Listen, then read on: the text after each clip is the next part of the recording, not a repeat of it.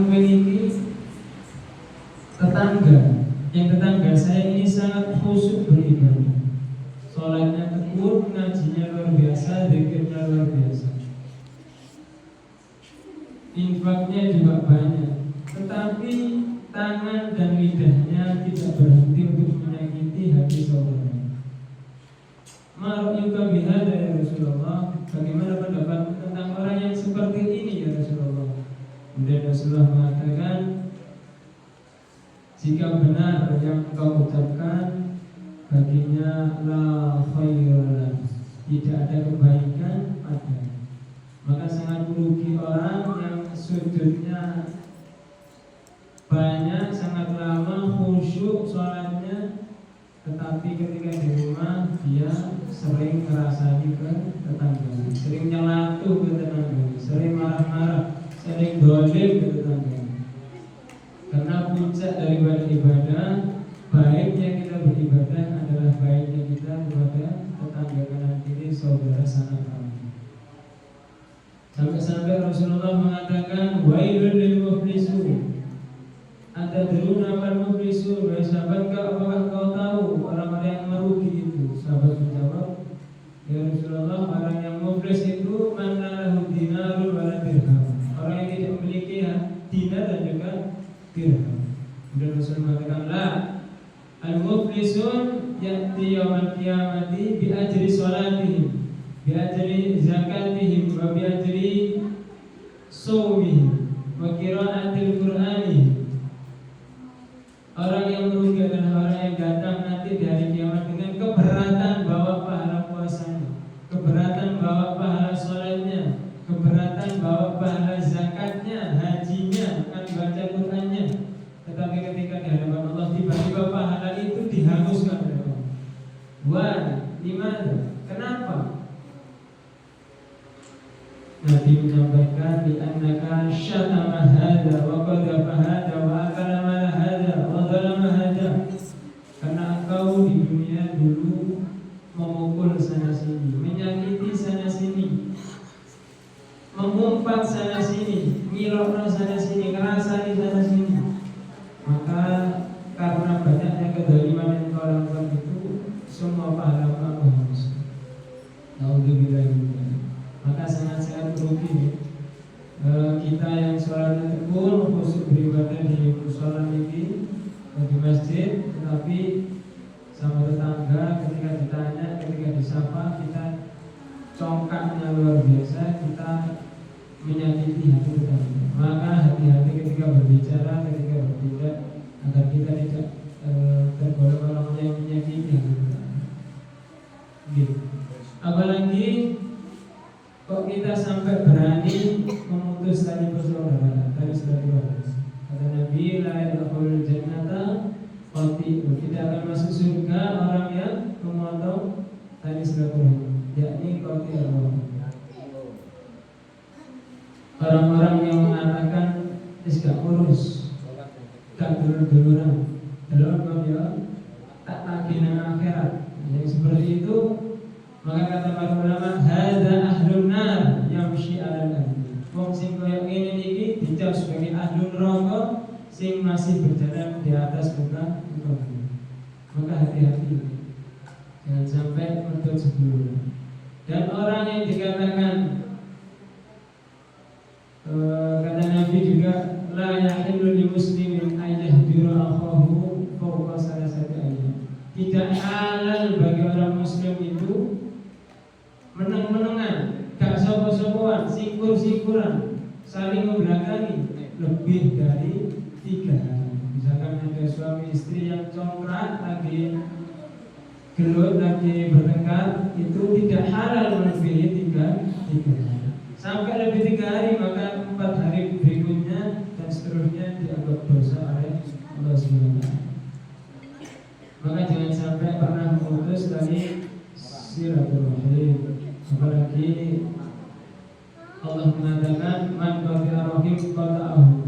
Sapa wong sing wani medhot seduluran, maka dia aku putus hubungannya denganku. Kita doa sampai capek, sampai banyaknya doa kita tidak akan dikabul oleh Allah karena kita berani medhot sedulur.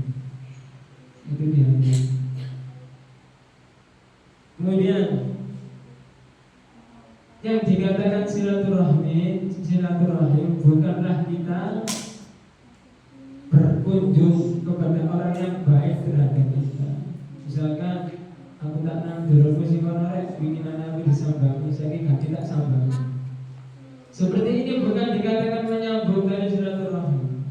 Tapi yang dikatakan menyambung dari silaturahim adalah laisal mukafi laisal wasilu bil mukafi walakin al wasilu idza qata'a wasala. Tidak dikatakan menyambung silaturahmi ketika engkau membalas kebaikan orang lain, mengunjungan orang lain.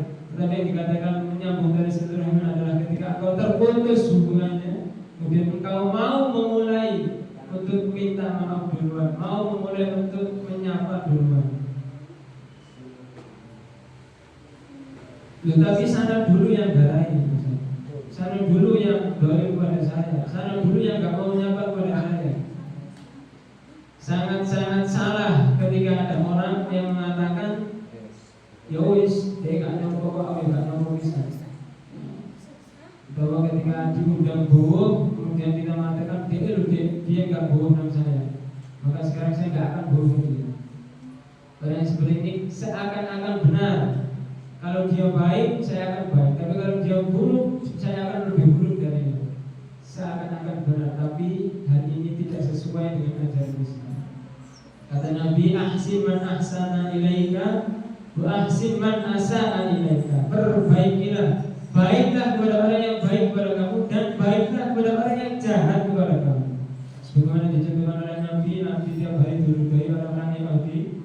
Ketika mendengar kabar orang Yahudi sakit, Nabi menjenguknya. Dan ketika dijenguk, Yahudi ketakutan melihat akhlak Nabi yang luar biasa, tidak menyakiti, tidak membalas, maka dia bersyahadat masuk Islam. Berikutnya pula dicontohkan oleh Imam Ahmad bin Hanbal. Imam Ahmad bin Hanbal ini tinggalnya di klaster seperti rumah susu. Nah, ketika tinggal di situ, kemudian rumah yang di atasnya itu kamar mandinya saluran pembuangan airnya bocor hingga netes ke rumahnya Imam Ahmad bin Hanbal. Dan itu berlangsung selama puluhan tahun, bertahun-tahun. Suatu ketika Imam Ahmad bin Hanbal sakit, dan orang yang di atas ini, tinggal di atas ini, orang Yahudi, mendengar kabar Imam Ahmad sakit, ingin menjenguknya.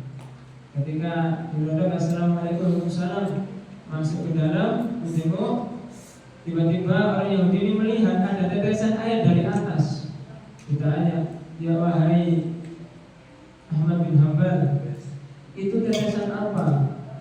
Kok baunya tidak enak? Wahai saudaraku, itu tetesan dari rumah atasku.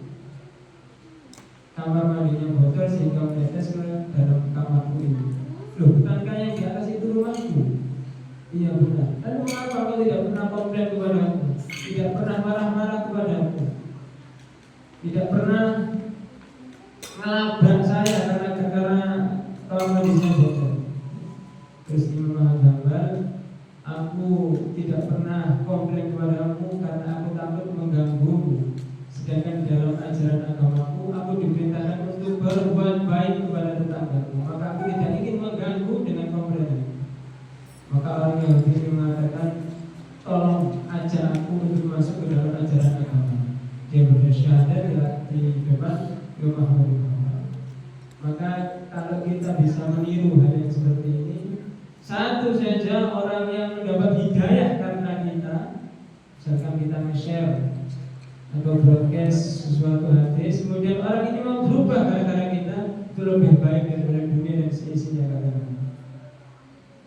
Dan orang-orang yang mau memaafkan, orang yang mau nyepuro, gelem nyepuro, maka dikatakan dalam hadis niku, contohlah Abu Dhabi.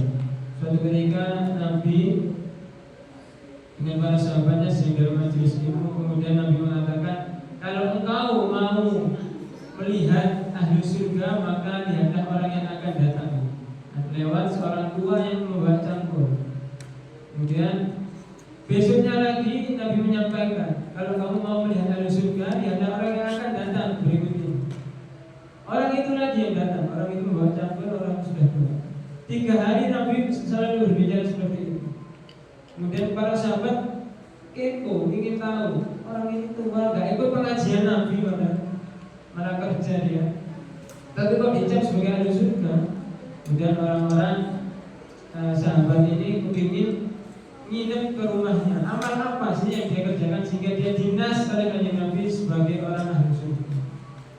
Ketika nginep di rumahnya orang ini tidak ada amal istimewa di orang tua. Kemudian sahabat memberanikan diri bertanya, wahai Abu Damdam, namanya Abu Damdam, wahai Abu Damdam, engkau diberitahu oleh Nabi, engkau dinas oleh Nabi sebagai ahli surga sebelum matimu. Amal apa yang kau kerjakan? Aku tidak punya amalan istimewa. Aku sholat sebagaimana kalian sholat, aku ngaji sebagaimana kalian ngaji, aku zikir sebagaimana kalian zikir.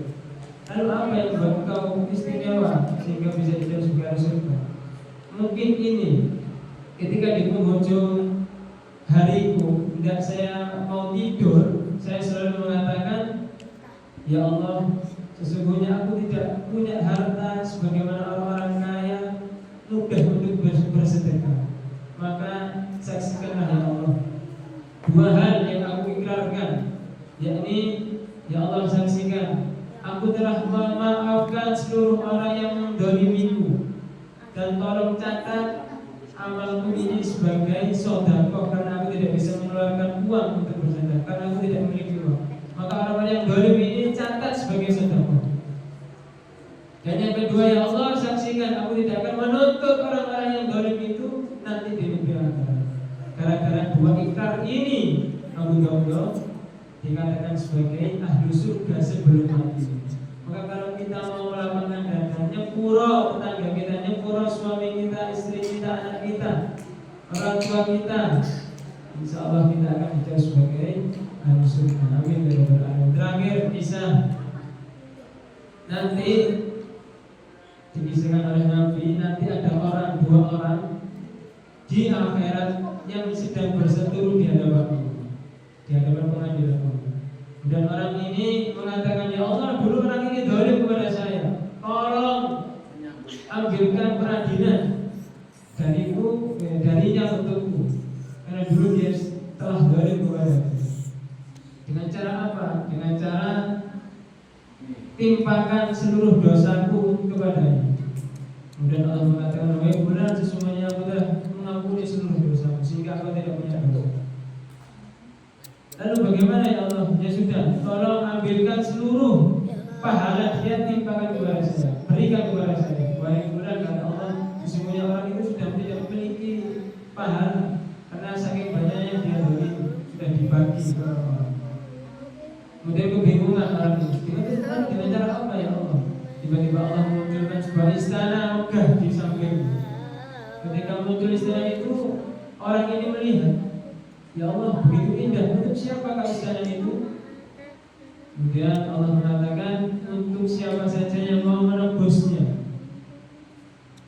kamu pun bisa menebusnya. Dengan cara apa ya Allah aku menebusnya? Dengan cara kau menggandeng saudaramu masuk ke dalam istana itu bersama-sama. Artinya apa? Kalau kamu mau nyepuro dosane wong iki, nyepuro kesalahannya orang yang mendolimimu ini, maka kau akan masuk bersamanya ke dalam istana yang luar biasa. Maka semoga Allah menjadikan hati kita hati yang selalu lapang sehingga mudah untuk menerima kesalahan-kesalahan dari orang-orang yang berada di sekitar kita, sehingga kita nanti di akhirat sudah tidak ketanggungan masalah hakul adami, kita bisa masuk surga tanpa hisab. Amin. Amin.